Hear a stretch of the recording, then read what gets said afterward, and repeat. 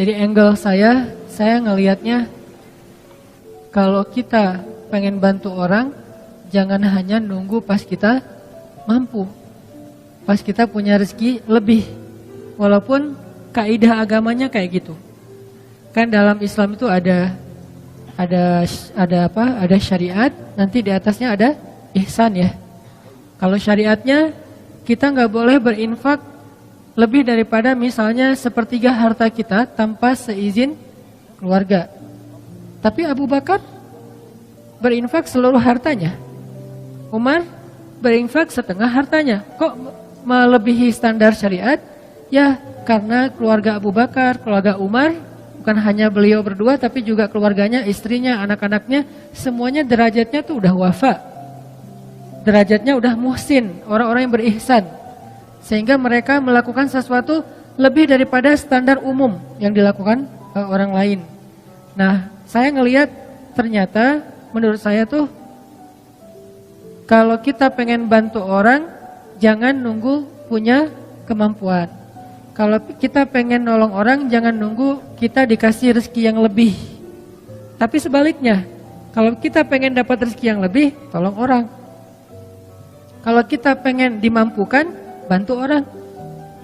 Kalau kita pengen diselesaikan urusan kita, selesaikan urusan orang. Jangan tunggu, gua beresin dulu urusan gua, ntar baru nolong yang lain. Enggak, kebalik. Kalau kita pengen urusan kita cepat beres, cepat diselesain sama Allah, cepat ditolong, cepat dikasih keajaiban, surprise segala macam, ya udah tolong orang dulu. Walaupun kita dalam kondisi susah, justru itu kesempatan buat kita. Karena hadisnya jelas, Nabi SAW mengatakan, "Maka nafi hajati akhi, kana Allahu fi hajati." Siapa yang menyelesaikan hajat saudaranya atau sibuk mengurus hajat saudaranya, Allah juga akan sibuk mengurus hajat dia. Lebih canggih mana nih? Kita nyelesain masalah kita sendiri atau Allah yang nyelesain masalah kita? Allah yang nyelesain masalah kita. Jadi biar Allah yang beresin masalah kita, tugas kita adalah beresin masalah orang lain. Kayak gitu kaidahnya. Dan itu bukan hanya hadis motivasi. Saya menjadikan semua ayat dan hadis yang saya tahu itu sebagai konsep berpikir, bukan sekedar hadis motivasi. Baca hadis kemudian memotivasi, ayo tolong orang lain, tapi jadikan itu konsep berpikir. Apa bentuk konsep berpikirnya?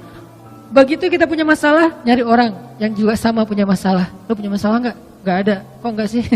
Cari. Lo punya masalah nggak? Siapa yang punya masalah? Tolong DM saya.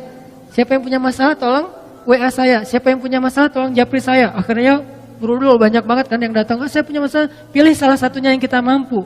Kadang-kadang yang kita tolong tuh bukan yang paling darurat, bukan yang paling besar, bukan yang paling sulit, tapi yang paling mungkin kita lakukan.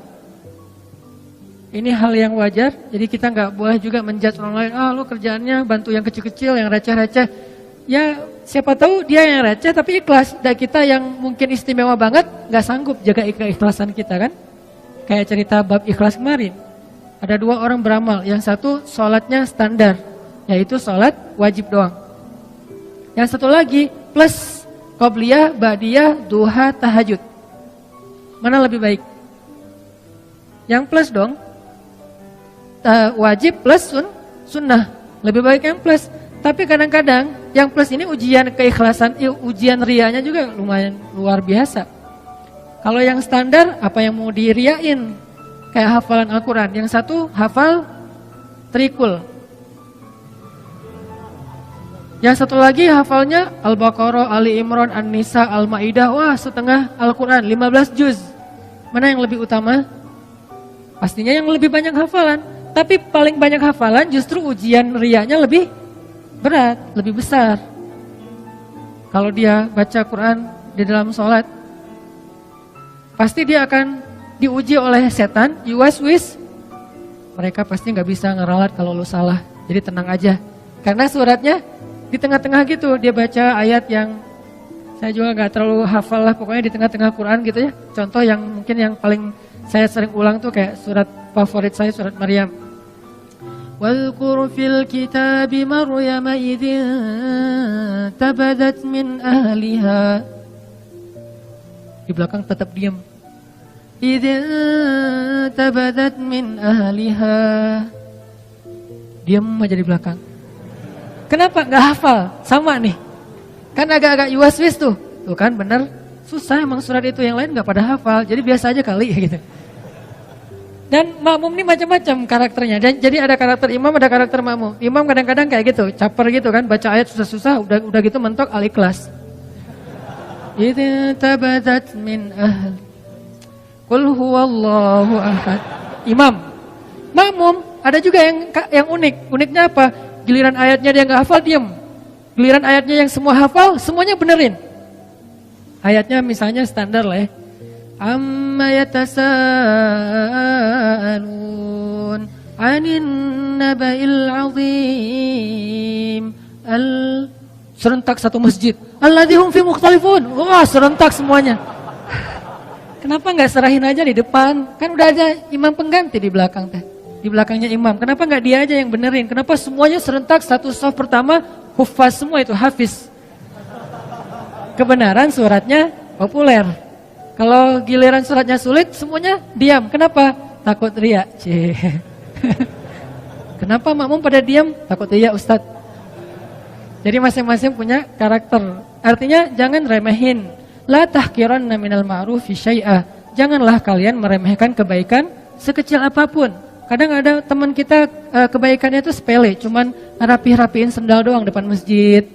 Cuman meriksa keran doang yang kalau nggak terlalu rapet ngenutupnya dia rapet-rapetin. Tapi amal yang dia lakuin itu karena diremehin orang, jadi nggak ada peluang riya. Sedangkan kita, amal yang kita lakuin karena berpotensi dipuji oleh orang lain, berpotensi juga buat riya. Makanya buat saya sih udah lakuin aja apa yang kita mampu. Tolong orang semampu kita. Kalau mau lebih sedikit gambling karena kita yakin sama Allah, ya udah lakukan yang lebih berat daripada yang kita mampu. Sesekali coba kayak gitu. Kalau buat saya tuh kayak akidah challenge. Kan sekarang orang challenge-nya macam-macam ya. Ada yang kalau yang di YouTube ada yang ngeprank temennya lah. Apalagi yang terbaru, keluar dari mobil terus joget-joget gitu. Gak ngerti juga maksudnya apa gitu. Ya terserah deh, itu mah ekspresi orang lah ya. Saya gak mau menjudge. Yang jelas ternyata dalam Islam juga ada challenge-challenge yang keren gitu. Akidah challenge itu kayak gimana? Gambling dalam arti kita mengambil resiko, kita mengambil sesuatu yang menurut kita agak sulit, tapi kita berserah diri kepada Allah, itu kan keren ya. Salah satunya apa? Akidah challenge. Meninggalkan satu pekerjaan yang kita yakin itu nggak halal, lalu kita mencari pekerjaan yang lain yang halal, tapi nggak yakin nemu apa enggak. Ini kan agak bertaruh kan? Nah, disinilah ada iman atau akidah challenge-nya. Dan dengan akidah challenge, akhirnya kita akan menemukan kebesaran Allah. Siapa yang pernah nerapin akidah challenge dalam hidupnya? Ibunya Nabi Musa. Ketika Allah mengatakan kepada ibunya, "Idz auhayna ila ummika ma yuha, an qadhifihi fit tabut, faqdhifihi fil yammi, falyulqihil yammu bil sahil, ya'khudhu aduwwul li wa aduwwullah." Itu berat banget loh. Ketika Allah berfirman kepada ibu Musa, "Hanyutkanlah bayimu ke sungai Nil." Supaya apa? Supaya dia nanti kemudian akan ditemukan oleh musuhku dan musuhnya. Kan berat nih. Ya Allah disuruh hanyutkan, malah bukan diselamatkan, malah ditemukan oleh musuhnya. Ini akidah challenge, ini iman challenge banget buat ibunya Musa. Dan kata Allah, la takhafi, jangan takut. Inna radduhu ilaiki wa ja'iluhu minal mursalin. Kami pasti akan kembalikan dia kepadamu.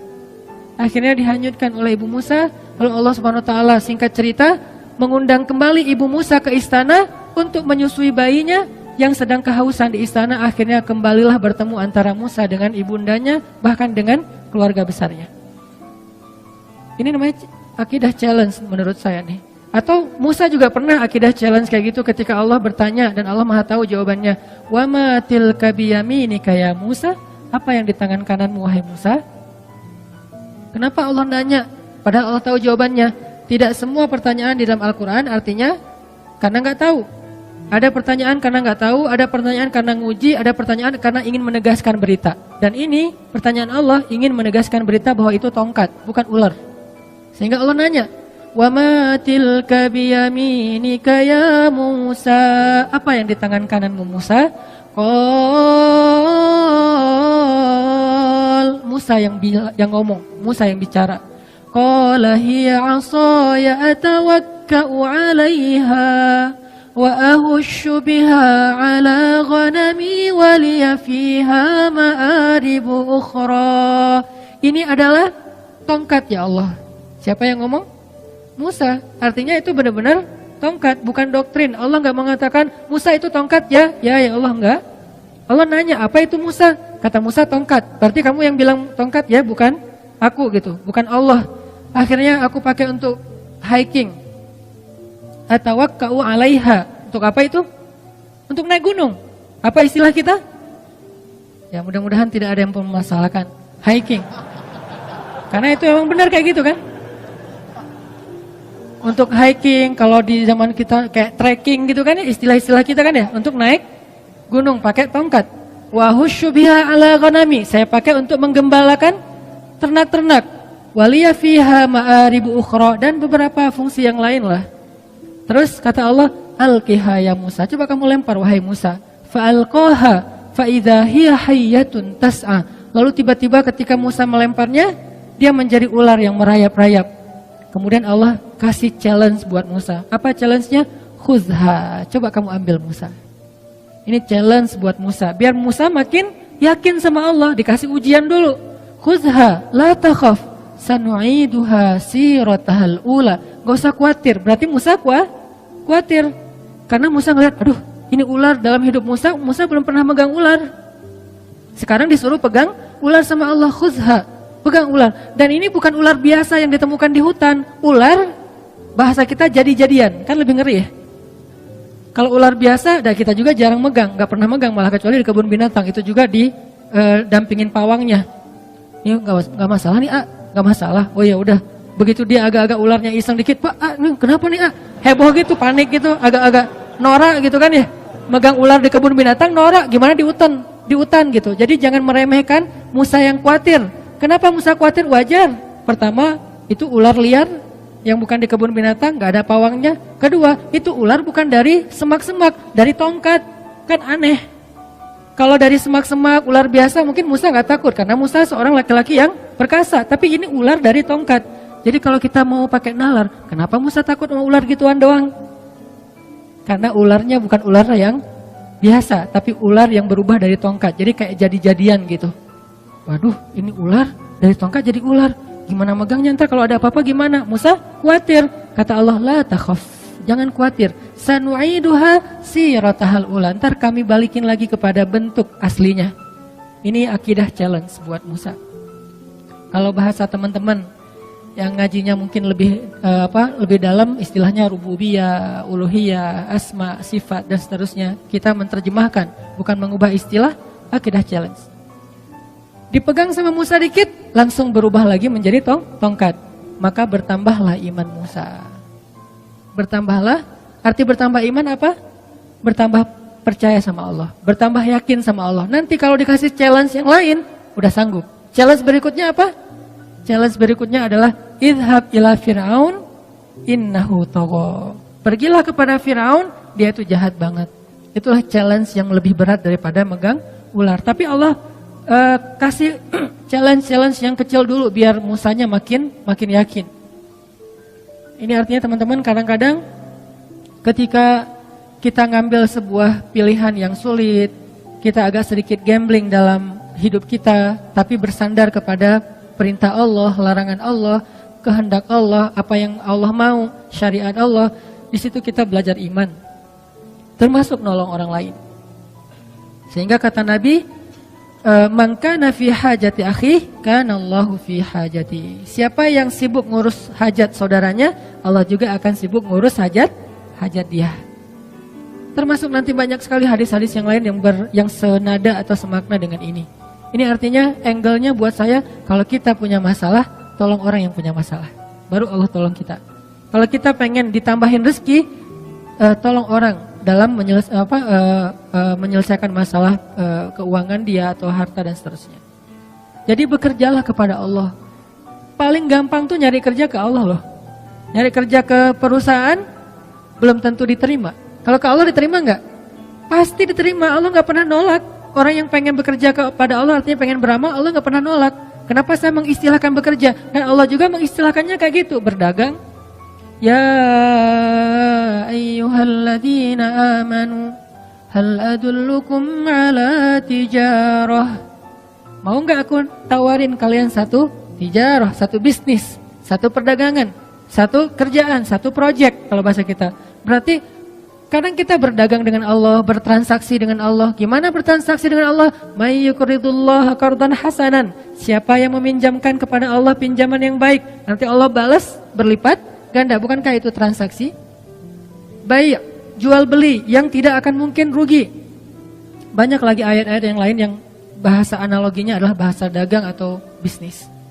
Jadi kalau mau dapat kerjaan yang paling gampang, tapi bayarannya itu bukan UMR, berapa ribu kali lipat UMR, dan kerjanya itu mulia banget, kita bukan cuma dapat upah, tapi juga kita dapat kehormatan, bekerjalah kepada Allah.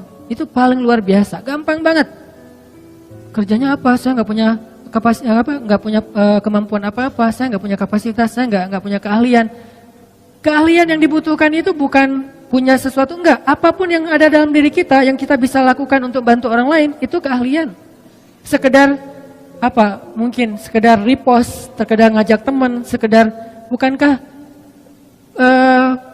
kita bisa ngelakuin banyak hal untuk bisa membantu orang lain? Kalau kita nggak punya uang, kita nggak usah ngasih uang. Kita ajak orang yang punya uang untuk memberi uang kepada dia. Kita jadi mediator.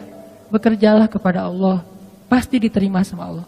Terus diupahin sama Allah? Ya, karena dalam bahasa Al-Quran Allah mengistilahkannya dengan jaza, dengan ajrun. Jaza artinya apa? Balasan. Ajrun, upah, pahala. Sama kan? Balasan, upah, pahala, itu semuanya sama. Berarti kalau kita pengen dapat kerjaan nih, paling gampang kerja aja sama Allah. Jadi udah gak ada lagi pengangguran di muka bumi ini kalau dia yakin kepada Allah. Tinggal kita, ya Allah, saya nih lagi bawa, dalam analogi kita nih, lagi bawa map. Ngapain? Cari kerja. Ke siapa? Ke langit. Caranya? Kita datangin orang miskin. Caranya datangin anak yatim. Caranya datangin orang-orang yang membutuhkan. Kalau zaman Nabi dulu, Rasulullah SAW itu, Khadijah bilang, Rasulullah itu adalah laki-laki yang mengayomi anak yatim, orang miskin, orang tua, janda-janda yang ditinggalkan wali-walinya. Nabi yang menafkahi mereka.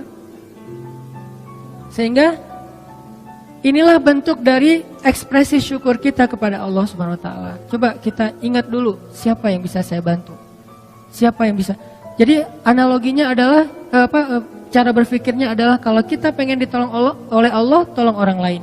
Kalau kita pengen dikasih rezeki oleh Allah, kasih rezeki untuk orang lain. Dan Allah pasti akan ngasih kita upah lebih gede daripada semua upah yang pernah diberikan oleh manusia. Jadi seorang kurir, jadilah kurir langit. Gimana menjadi kurir langit? Cari orang yang lagi pesen, lagi order rezeki, lagi order bayar hutang, lagi order berobat, kan dia lagi order tuh. Cara ngordernya gimana? Ya angkat kedua tangannya. Ya Allah, saya punya banyak hutang. Ya Allah, anak saya sakit. Ya Allah, ya Allah, ya Allah. Mereka kan lagi order kebaikan kan ke langit. Nah, kadang-kadang Allah mengetuk kita untuk jadi kurir Allah. Kayak tadi misalnya saya lagi ngelihat gitu di story gitu, muncul karena ada muka saya di situ ya saya klik gitu ya. Kok ada muka saya di sini? Kayaknya banyak banget muka saya akhir-akhir ini gitu. Saya klik nih. Alhamdulillah gitu ya. Saya klik, apaan sih ini, kepo gitu kan. Oh ternyata lagi ada perdebatan kecil tuh antara pro dan kontra. Saya baca komennya satu-satu kan. Di antara sekian banyak komen yang pro dan kontra, tiba-tiba ada satu komen yang agak-agak kurang nyambung sebetulnya. Ada yang komen, anak saya butuh uang untuk belajar, untuk beli buku diktat sekolah dan gak punya biaya. Kenapa tiba-tiba Allah takdirkan saya ngeklik itu, terus saya ngelihat komennya? Karena Allah lagi ngasih saya kesempatan jadi kurir kan gitu kan. Di antara sekian komen, ini aja yang saya fokus. Saya langsung DM orangnya, Pak, Bapak di mana? Ternyata di NTB, di Lombok. Bapak butuh apa? Saya hanya butuh biaya untuk buku anak saya. Masya Allah nih orang luar biasa ya. Enggak mengatakan saya butuh uang sekian, enggak. Hanya untuk biaya buku. Artinya saya misalnya kalau saya mau saya akan bayar ke sekolahnya. Anaknya dapat buku, enggak akan saya kasih uang biar manfaatnya lebih jelas gitu. Kecil sih. Tapi kan kenapa Allah takdirkan tiba-tiba saya baca postingan itu, saya lihat komen-komennya, mungkin cara Allah ngegelitik saya itu lewat penasaran, pengen tahu ada kehebohan apa, terus nemu di antara sekian kan banyak tuh, ada ratusan. Baca satu-satu, kadang senyum, kadang kayak cemberut gitu, apaan sih nih, apa, satu-satu, ada yang unik nih, gak nyambung komennya, anak saya butuh biaya sekolah, langsung saya coba DM, dan ini sering terjadi dalam hidup kita teman-teman. Jadi gak perlu kita cari juga, Allah yang kayak ngorder ke kita, orang tuh ngorder, Allah nge-link kayak sistem startup ya.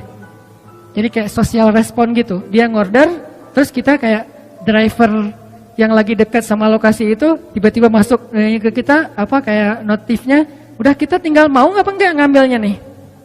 Kalau kita pikir, aduh jauh banget nih, kan saya sering mesen mie Aceh ya, di Buah Batu, tapi tinggal Cihanjuang. Udah diambil, ternyata pas tahu Cimahi ditolak lagi. Aduh, kecewa banget nih ditolak. Tapi masih mending lah daripada ditolak mantan, masih. Cuman sampai berkali-kali ditolak gara-gara ngordernya di Cimahi, barangnya ada di Buah Batu, kan orangnya males. Padahal insya Allah pasti saya akan ngasih lebih, saya tahu lah jauh banget, kasihan kalau cuman sekian ribu, kadang-kadang cuman 30.000, ya udah digenapin 31.000 misalnya. Ganjil nggak genap. Maksudnya ditambahin lah 1.000 ongkos capek misalnya. Nah ini kadang-kadang kita pikir, aduh jauh banget. Kita mau klik nggak sih? Allah nggak lagi ngirim nih. Ada yang order, terus muncul notif di kita. Ini analogi lewat digital startup kayak gitu. Ada notif ke kita, mau diambil nggak nih? Begitu kita klik, kita ambil, maka Allah Subhanahu Wa Taala langsung transfer balasannya, upahnya, pahalanya ke saldo kita. Dan Allah kalau transfer biaya kurirnya itu lebih gede daripada semua biaya kurir yang pernah ada di muka bumi. Gede banget Allah ngasihnya. Kan berarti gampang kan cari kerjaan? Cari aja kerja ke langit. Dan Allah sering banget ngasih notif ke kita, tinggal kita ambil apa enggak. Nah ini artinya ternyata cara kita pengen kaya, pengen sukses, pengen bahagia, pengen ditolong tuh bukan nunggu beres urusan kita baru nolong orang lain. Tapi nolong orang lain supaya beres urusan kita.